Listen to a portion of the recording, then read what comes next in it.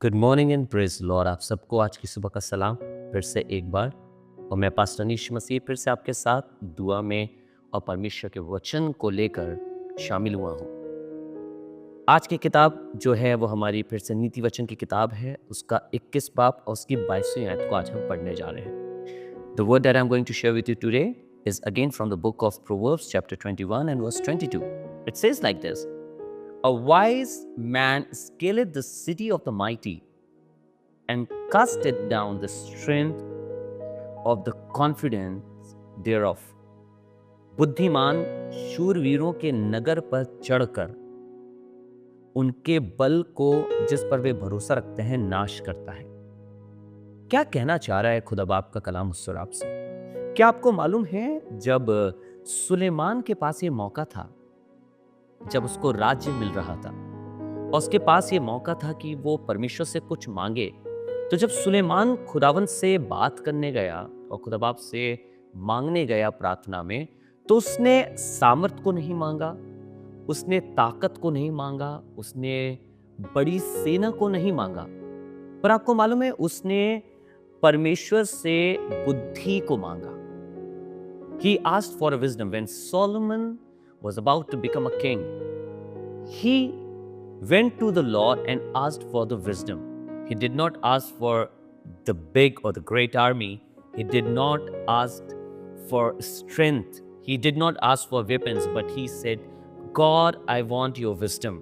आपको मालूम है खुदा बाप का कलाम यहाँ पर भी मुझे और आपको यही बताना चाह रहा है। परमेश्वर के वचन लिखने वाला फिर से इस वाली बात को कह रहा है बुद्धिमान शूरवीरों के नगर पर चढ़कर।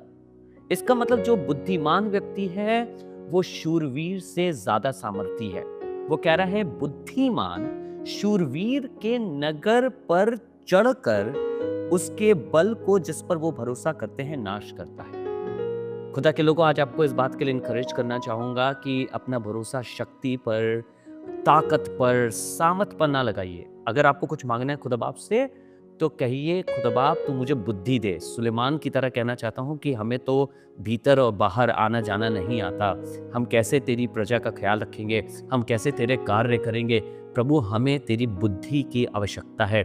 आपको बताना चाहता हूँ, if you have the wisdom of God, आप शूरवीर के गढ़ के ऊपर चढ़कर उसको नाश कर सकते हैं, क्योंकि आपके पास बुद्धि है। आइए परमेश्वर से बुद्धि को मांगे। और बुद्धि कहीं और से नहीं आती है। परमेश्वर का भय मानना बुद्धि का आरंभ है।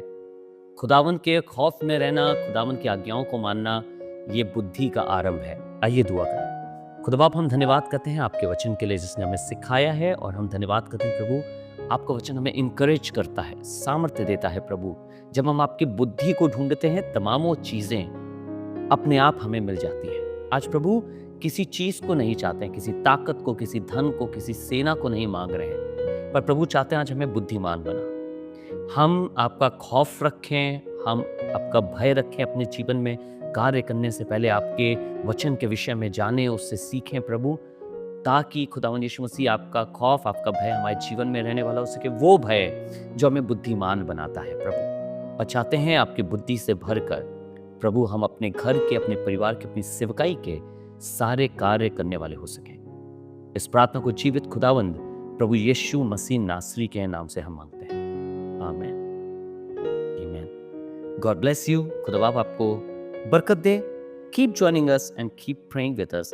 अगर आप लखनऊ में हैं, हमारे से इबादत करना चाहते हैं, आई वुड इनकरेज यू कि अंसल सुशांत गोल्ड सिटी में हर सुबह 10 बजे हम एसजे इंटरनेशनल स्कूल के ऑडिटोरियम में इबादत करते हैं। आप वहाँ आए, हमारे संग रफाकत रखें और हम और आप मिलकर खुदा बाप की इबादत करेंगे। God bless you all.